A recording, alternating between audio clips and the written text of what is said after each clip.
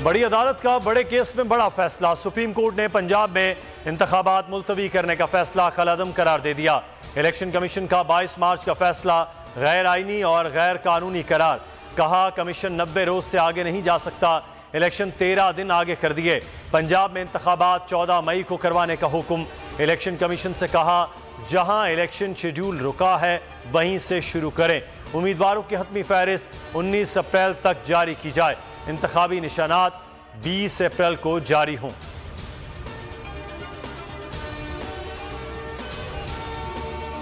वफाकी हुकूमत 10 अप्रैल तक 20 अरब रुपए फराहम करे। निगरान पंजाब हुकूमत वफाकी हुकूमत 17 अप्रैल तक सिक्योरिटी प्लान दे। सिक्योरिटी के लिए आर्म्ड फोर्सेस और रेंजर्स फराहम करे। सुप्रीम कोर्ट का हुक्म। हुकूमत समेत तमाम इदारों को इलेक्शन कमीशन की मुआवनत करने के भी अहकामात। अदम ताउन पर अदालत अहकामात देगी।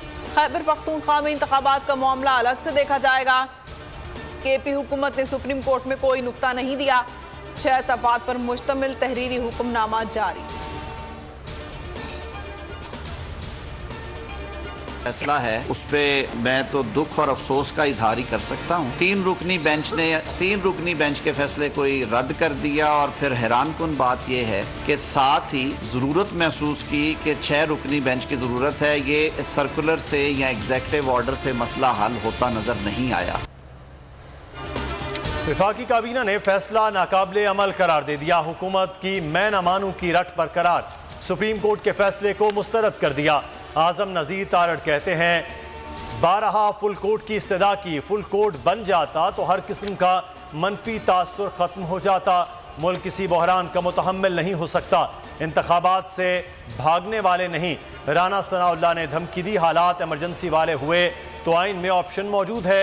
हर फैसले में यही 3 जजेस क्यों शामिल होते हैं।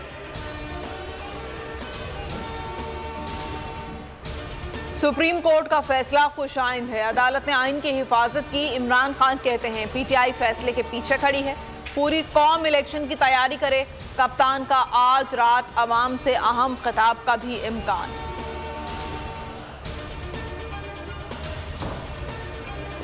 आज अदालत उज़्मा ने नजरिया ज़रूरत को दफन कर दिया। आज अदालत उज़्मा ने आइन के तक़द्दुस को बहाल कर दिया। आज अदालत उज़्मा ने उन साजिशी क़ुव्वतों को जो इस मुल्क में जमहूरियत और जमहूरी निज़ाम और आइनी निज़ाम के रास्ते में दीवारें खड़ी कर रहे थे, आज उनको जिंदा दरगोर कर दिया है। साजिशें, नजरिया ज़रूरत और तमाम दबाव खत्म। तहरीक इंसाफ ने फैसले को बड़ी फतह करार दे दिया। शाह महमूद कुरैशी ने कहा पंजाब में एक बार फिर पीटीआई की हुकूमत बनेगी। शफाफ इंतखाबात के लिए पुरअमन माहौल पैदा किया जाए। फवाद चौधरी ने कहा माशाअल्लाह के हालात नहीं, आज आइन की फतह हुई। फैसल जावेद की कारकुनान को इलेक्शन की तैयारी की हिदायत। बैरिस्टर अली जफर ने कौम को मुबारकबाद देते हुए कहा आइन की बालादस्ती दोबारा बहाल हो गई। डायलॉग के लिए अब भी तैयार हैं। पीटीआई का कल खैबर पख्तूनख्वा में इंतखाबात के लिए अदालत जाने का ऐलान।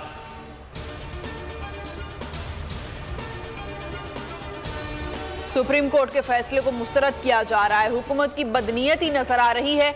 माहिर कानून शुएब शाहीन की बोल से गुफ्तगू। कहा नजरिया ज़रूरत दफन हो गया। आइन और जमहूरियत की फतह हुई। अदालती हुक्म अदूली करने वाला घर जाएगा। आर्टिकल 6 का इत्तलाक होगा।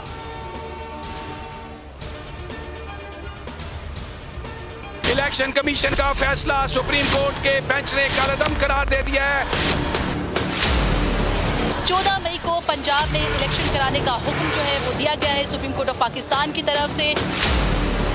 वफाकी हुकूमत इलेक्शन से मुतालिक जो फंड्स हैं वो फराहम करेगी और अगर फंड्स फराहम नहीं किए गए तो अदालत अहकामात जारी करेगी। अदल और इंसाफ की हुक्मरानी। बोल न्यूज अदलिया के शाना बशाना। सुप्रीम कोर्ट के तारीखी फैसले पर खुसूसी नशरियात। बोल के नुमाइंदे अदालत के बाहर भी मौजूद। लम्हा बलम्हा की सूरत हाल से नाज़रीन को आगाह करते रहे।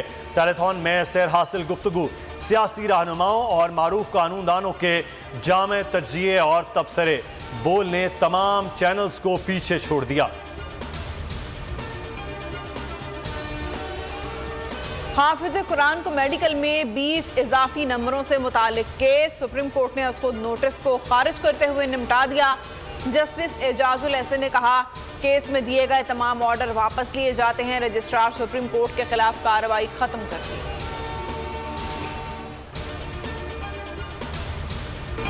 महंगाई के नए तूफान की दस्तक, मॉनिटरी पॉलिसी का ऐलान। स्टेट बैंक ने शरह सूद में 1% इजाफा कर दिया। शरह सूद 21% पर पहुंच गई।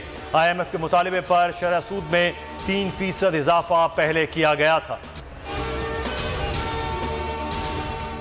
शरह सूद में इजाफे का असर, डॉलर की ऊंची उड़ान। ओपन मार्केट में ₹3.50 महंगा 291 रुपए की बुलंद तरीन सतह पर फरोख्त हुआ। इंटरबैंक में ₹2.25 का इजाफा।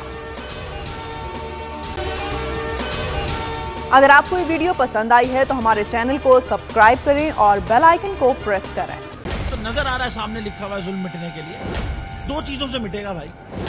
एक, अदल की कुर्सी पे जो लोग बैठते हैं ना, वो अदल के हिसाब से फैसले करने लगे।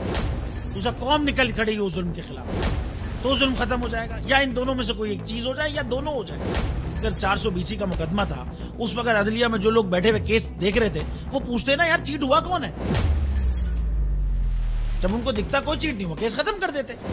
तो जालिम जुल्म कर ही नहीं पाता। 9 जजेस ने नोट बिफोर किया मेरे केस को यार, 1.5 साल चला। शख्सी जमानत का केस, सेम केस इस्लामाबाद में कर दिया। एक ही इल्जाम पे 2 केस हो नहीं सकते भाई।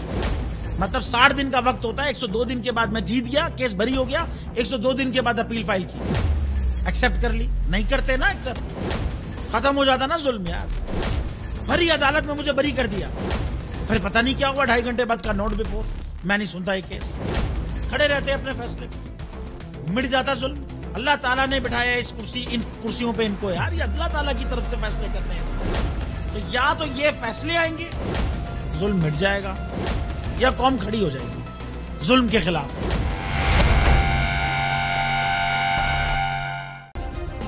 सब्सक्राइब करें और बेल दबाएं ताकि कोई खबर रह न जाए।